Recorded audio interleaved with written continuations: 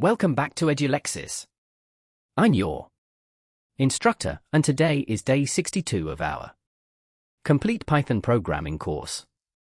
Up until now, you've mastered data structures, file handling, and object-oriented programming. Today, we step out into the wider world of the internet. We are going to learn how Python talks to servers and websites using the incredibly popular requests library. Let's dive right in. Before writing any code, let's understand why we need this library. Whenever you open a browser, your computer sends an HTTP request to a server, and the server sends back a response, usually HTML, JSON, or images. Python can do this exact same thing. This allows your scripts to fetch weather data, pull financial stock quotes, or interact with web services automatically without human clicking.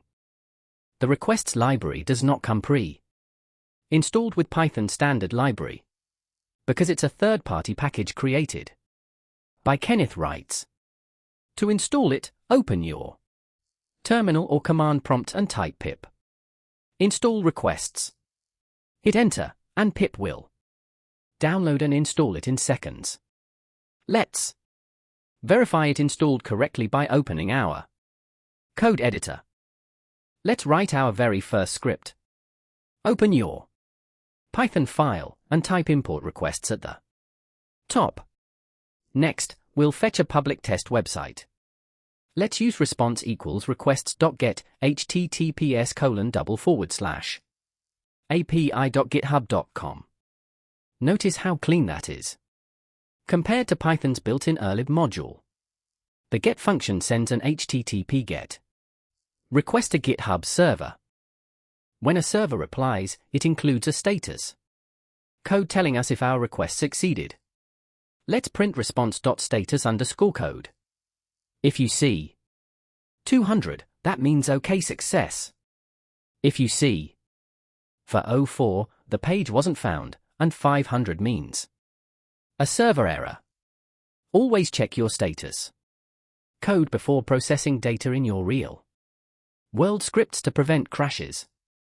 What does the server actually send back? Let's check response.text.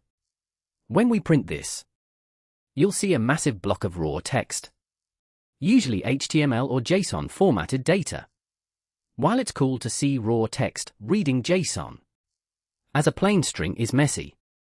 Python has a built-in method to handle structured JSON data effortlessly, which we will look at next. Most modern web APIs send data back in JSON format, which looks just like Python dictionaries and lists. Instead of parsing text manually, we can simply call response.json. This automatically converts the server's JSON response into native Python dictionary objects.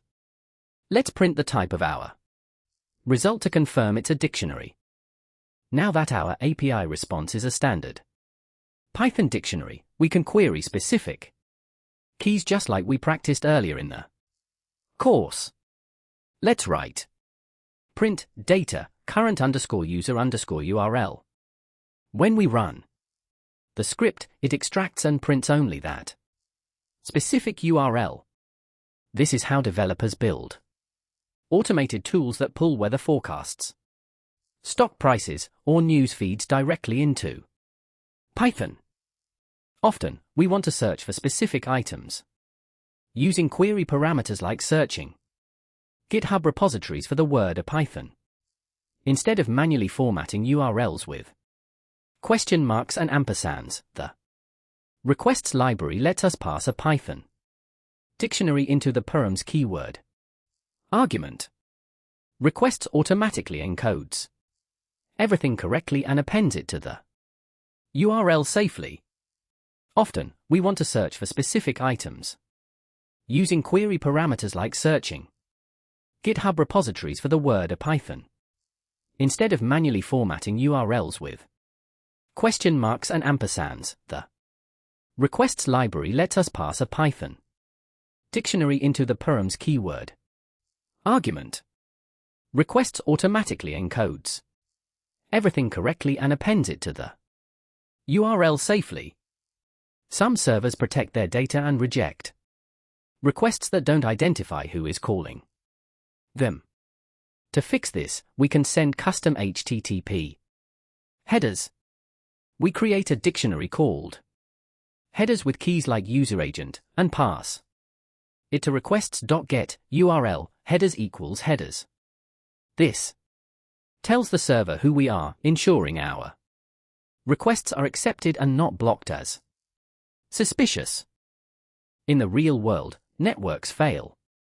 Your internet might drop, or the server might go down. If you don't handle network errors, your Python script will crash completely. We always wrap our network calls in a try except block catching requests.exception.request exception. Let's write a robust snippet that handles connection timeouts and bad responses gracefully. Another crucial best practice is setting a timeout. By default, some requests can hang indefinitely if a server is unresponsive, freezing your entire program. Always pass a timeout argument, for example, timeout equals 5. If the server doesn't respond within 5 seconds, Python will raise a timeout exception instead of freezing forever. Let's combine everything we've learned into a cohesive miniscript. We'll write a program that fetches a public random programming quote API, extracts the quote text and author, and prints it nicely to the console. Look at how few lines of code it takes, just 10 lines to build a dynamic app that pulls live data from the internet. And that's it. In just 15 minutes, you've learned how to install the requests library, send GET requests, parse JSON responses, handle URL parameters, and write safe error handling code. For today's Edulexis homework assignment, write a script that fetches public data from a free API of your choice and prints 3 items. Don't forget to like, subscribe, and hit the bell icon. See you tomorrow on day 63. Thank you for watching. Like if you learned something, share with your circle, and subscribe for more.